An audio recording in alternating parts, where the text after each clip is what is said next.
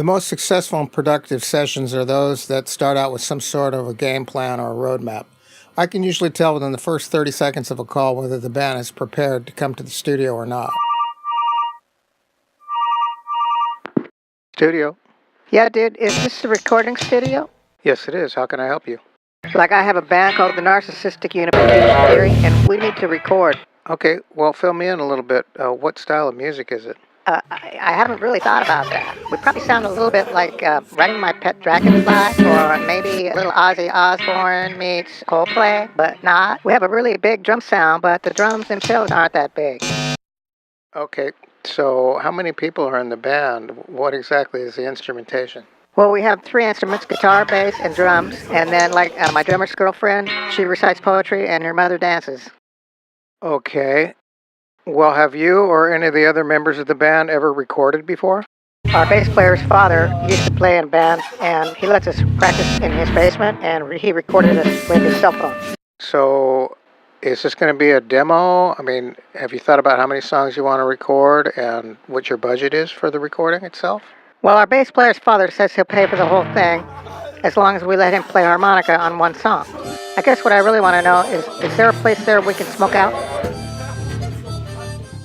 So I put together a list of 10 do's and don'ts when preparing your band to come into the recording studio. Number 1 seems really simple, but make sure the instruments are ready to record.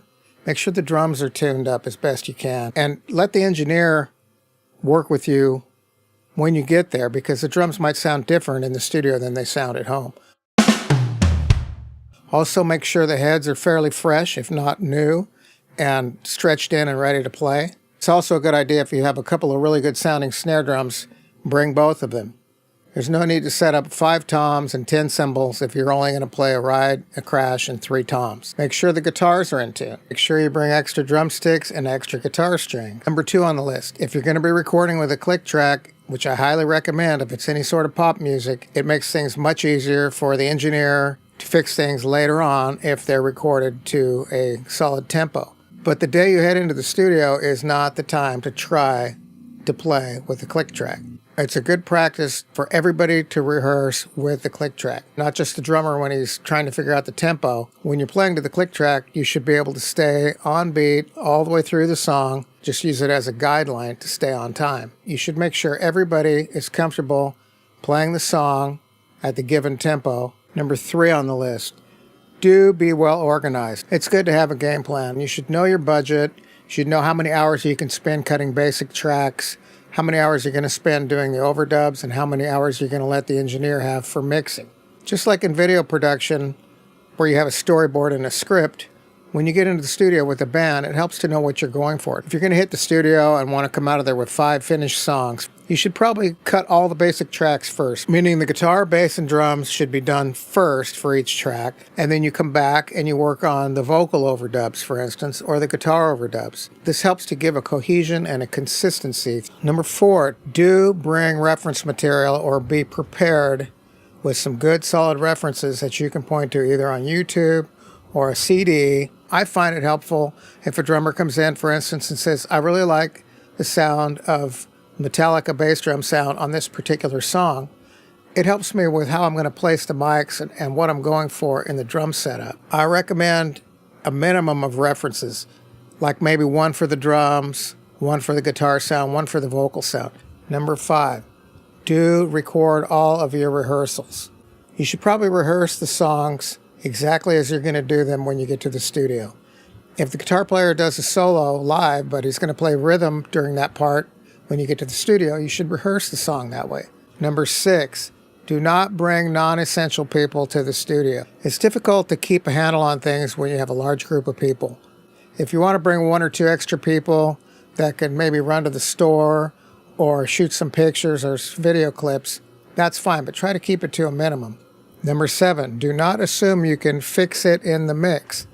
That's probably the worst assumption that you can make. The guitar sound that you use live might sound completely different when you get to the studio. When you're getting set up, check the sound, make sure it's what you want. If you run a certain guitar sound live, but it's not coming off when you're in the studio, work with the engineer a little bit to get it closer to what you want, instead of assuming that he can fix things in the mix. Number 8, and this is an important one, do not overlook the importance of the vocals. I'm sailing away. It's worth it to book a completely separate session to do just the vocal production once you get the music together. A lot of groups have this great energy that carries the band live, with the vocal being almost secondary. But the listener is going to focus on the vocal first. It's really important to get the vocals right. Number 9, don't be afraid to speak up about things. If you think you made a mistake, go back and listen to the take over again and make sure it's right. If you can't hear your bass in the headphones, for instance, tell the engineer, explain that you're used to hearing your bass a little bit louder, and he'll work with you on it. Number 10, and this seems like it would be the simplest, most obvious one, but it's also often overlooked. Don't get drunk. I totally understand the idea of, hey, we're going to loosen up, we're going to have a beer or two, shake off the nervousness. But you got to realize you're going to be in for a long day. You want to be at your best the whole time. If you've got a 7 or 8 hour session and you start drinking 1 or 2 hours into it, you're not going to be at your best by hour number 7 or hour number 8. So there you go, 10 do's and don'ts when preparing your band for the recording studio. Hope you liked our video. Please like and subscribe and check out some of my other videos.